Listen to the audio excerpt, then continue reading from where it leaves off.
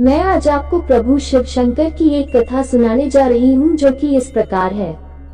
एक बार एक शिव भक्त अपने गांव से केदारनाथ धाम की यात्रा पर निकला। पहले यातायात की सुविधाएं तो थी नहीं, वह पैदल ही निकल पड़ा। रास्ते में जो भी मिलता उससे केदारनाथ का मार्ग पूछ लेता। मन में भगवान शिव का ध्यान करता रहता। चलते चलते उसको महीनों बीत गए। आखिरकार एक दिन वह केदार धाम पहुँच ही गया। केदारनाथ में मंदिर के द्वार 6 महीने खुलते हैं और 6 महीने बंद रहते हैं। वह उस समय पर पहुंचा जब मंदिर के द्वार बंद हो रहे थे। पंडित जी को उसने बताया वह बहुत दूर से महीनों की यात्रा करके आया है। पंडित जी से प्रार्थना की कृपा करके दरवाजे खोलकर प्रभु के दर्शन करवा दीजिए। लेकिन वहाँ का तो नियम है, एक बार बंद तो बंद, नियम तो नियम होता है।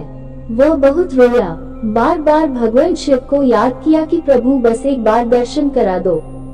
वह सभी से प्रार्थना कर रहा था लेकिन किसी ने भी नहीं सुनी। पंडित जी बोले अब यहाँ 6 महीने बाद आना, 6 महीने बाद यहाँ के दरवाजे खुलेंगे। यहाँ 6 महीने बर्फ और ठंड पड़ती है। और सभी जन वहाँ से चले गए। वह वहीं पर रोता रहा।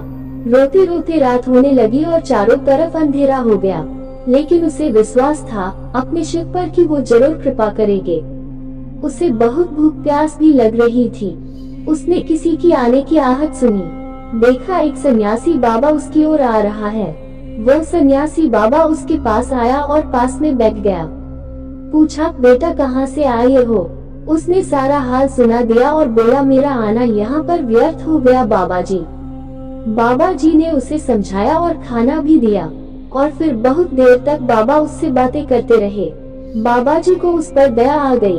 वह बोले बेटा मुझे लगता है सुबह मंदिर जरूर खुलेगा, तुम दर्शन जरूर करोगे। बातों बातों में इस भक्त को न जाने कब नींद आ गई। सूर्य के मध्यम प्रकाश के साथ भक्त की आंख खुली। उसने इधर उधर बाबा को देखा किंतु वह कहीं नहीं थे। इससे पहले कि वह कुछ समझ पाता उसने देखा पंडित जी अपनी पूरी मंडली के साथ आ रहे हैं। उसने पंडित जी को प्रणाम किया और बोला कल आपने तो कहा था मंदिर 6 महीने बाद खुलेगा और इस बीच यहाँ कोई नहीं आएगा, लेकिन आप तो सुबह ही आ गए।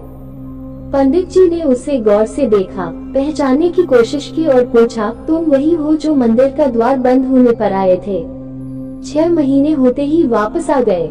उस आदमी ने आश्चर्य से कहा नहीं, मैं कहीं नहीं गया। कल ही तो आप मिले थे, रात में मैं यहीं सो गया था, मैं कहीं नहीं गया। पंडित जी के आश्चर्य का ठिकाना नहीं था। उन्होंने कहा लेकिन मैं तो 6 महीने पहले मंदिर बंद करके गया था और आज 6 महीने बाद आया हूँ। तुम 6 महीने तक यहाँ पर जिंदा कैसे रह सकते हो? पंडित जी और सारी मंडली हैरान थी। इतनी सर्दी में एक अकेला व्यक्ति कैसे 6 महीने तक जिंदा रह सकता है? तब उस भक्त ने उनको सन्यासी बाबा के मिलने और उसके साथ की गई सारी बातें बता दी।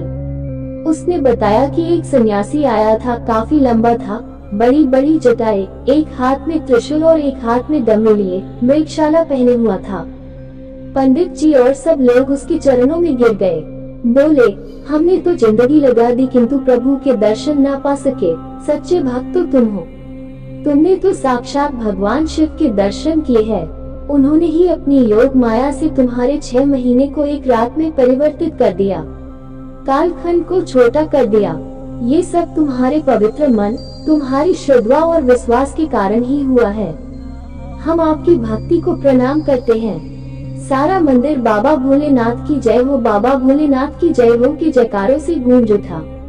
इस कथा को ध्यान से सुनने के लिए धन्यवाद। कथा पसंद आई हो तो मेरे चैनल को सब्सक्राइब करें तथा अपने जान पहचान के लोगों में शेयर करें। बाबा भोलेनाथ की जय हो।